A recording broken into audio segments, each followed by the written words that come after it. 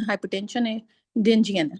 ठीक है, फिर अगर कोई इस तरह का बीसीक्यू आता है कि मोस्ट कॉमन ग्लोमेरुलर डिजीज कौन सी होती है, तो आपने आईजी नेफ्रोपैथी सोचनी है। Then most common cause of nephrotic syndrome childhood में अगर पूछें तो एमसीडी।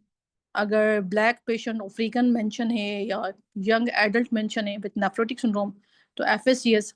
इसी तरह अगर वाइट होगा, नॉन डायबिटिक होगा, एल्डरली पेशेंट होगा तो आपने मेम्ब्रेनस नेफ्रोपैथी सोचना है केस ऑफ नेफ्रोटिक सिंड्रोम। ठीक है, अच्छा ये एक सिनेरियो है, कोई भी अपने आप को अनम्यूट कर ले, कोई रीड कर ले ताकि फिर हम आगे इसको कंटिन्यू करें। कोई भी anyone.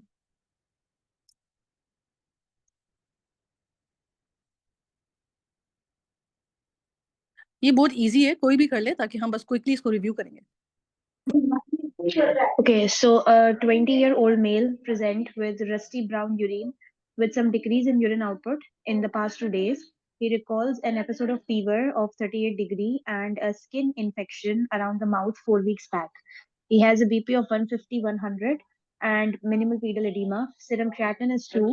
The corresponding urine sediment examination shown below can be correctly reported as. ये आप पिक्चर देख लें डॉक्टर मनीषा, फिर बताएं आप इस सिनेरियो के बेसिस पे आपकी सिंड्रोमिक डायग्नोसिस क्या है और आपको इस पिक्चर से क्या आइडिया।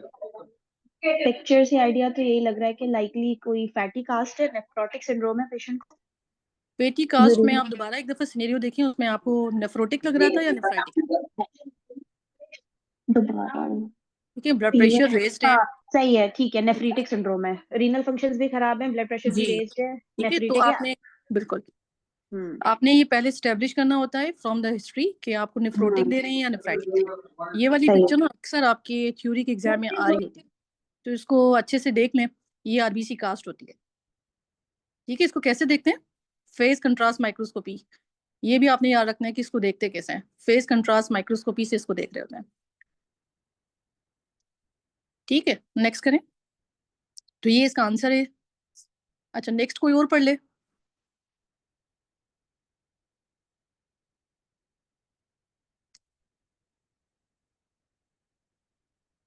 कोई भी पढ़ ले, मैं पढ़ लूं। Okay, so a 30-year-old male presented with a 2 weeks history of progressive decrease in urine output, along with cola-colored urine and decreased appetite. On examination, he had mild pedal edema and blood pressure was 150/80. Investigations revealed hemoglobin of 13, creatinine of 1.8, while serum albumin was 4.1. He was admitted to the hospital with these symptoms and was noted to have daily urine output of 400 to 500 ml. His repeat serum creatinine 48 hours later was 1.9. Urine examination revealed +2 protein, 15 to 20 RBCs per Hyper field. तो ये भी नेफ्रीटिक syndrome ही लग रहा है। जी बिल्कुल।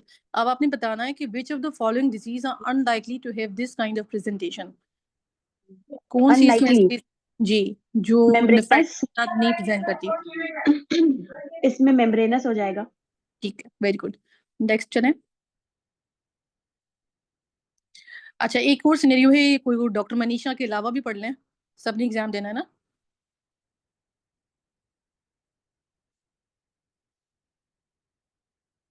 चलें आप ही पढ़ लें डॉक्टर मनीषा, शर्मा रहे हैं आपको।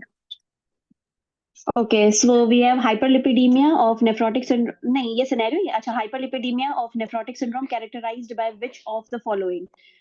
Increased total cholesterol, but no increase in atherogenesis. Increase in all lipids, but no increase in atherogenesis. Selective elevation in LDL cholesterol with increased risk of atherogenesis. Very high risk of myositis with lipid lowering agents. So I think इसका answer is C. ठीक है। अच्छा LDL cholesterol आपका increase होता है ना nephrotic syndrome में, कोई आप मुझे एक दो रीजन बता सकते हैं कि क्यों होता है हाइपरलिपिडीमिया? क्योंकि हमने पढ़ा है कि nephrotic syndrome is characterised by pentad, जिसमें आपकी 5 आपके फीचर्स आते हैं, oedema, proteinuria, hypoalbuminaemia, hyperlipidaemia and lipiduria. तो उसमें हाइपरलिपिडीमिया की कोई एक दो वजह मुझे बता दें क्यों होता है, क्योंकि आपसे एग्जामिनर पूछ रहे होते हैं। वो इसी वजह से होता है कि बेसिकली जब यूरिन में लीक हो रहा होता है हमारे लिपिड, तो लिवर सिंथेसिस करना जो है ना बढ़ा देता है। ठीक तो है, इस वजह से जो है वो हो जाता है। और क्या होता है, एक होता है लेसिथिन कोलेस्ट्रॉल एसाइल ट्रांसफरेज, उसकी डिफिशिएंसी होती है। तो वो एक मैकेनिज्म है, वो भी आपके एग्जाम्स में अक्सर पूछ रहे होते हैं हमसे, तो वो आपने याद रखना है। सिंथेसिस ज्यादा होती है और एल्काइल डेफिशिएंसी होती है, उसकी प्रोडक्शन का इम्पेयरमेंट होता है। ठीक है, नेक्स्ट कोई और पढ़े भाई।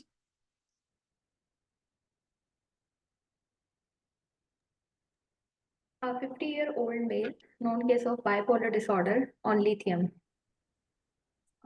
ठीक है, इसका issue हो रहा है, screen proper visible नहीं है। अब आ रही है?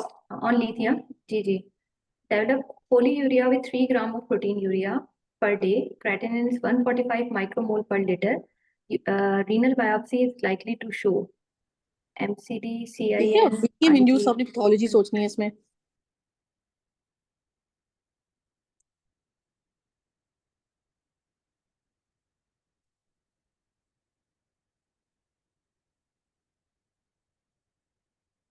एमसीडी हो सकता है ये?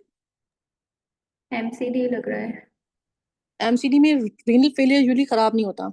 अच्छा, ये जी। लिथियम होता है ना, इसने 3 पैथोलॉजीज करानी है आपकी जीएन से। आप एक एफएसजीएस और एमसीडी सोचेंगे। इसके अलावा क्रोनिक इंटरस्टिशियल नेफ्राइटिस। ठीक है, तो क्रोनिक इंटरस्टिशियल नेफ्राइटिस इसका आंसर है।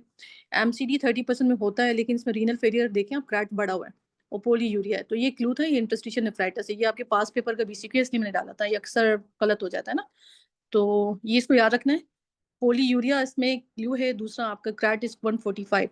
तो ये 2 चीजें इंटरस्टिशियल नेफ्राइटिस को फेवर कर रही हैं। 30% में एमसीडी होता है। ये भी पढ़ लें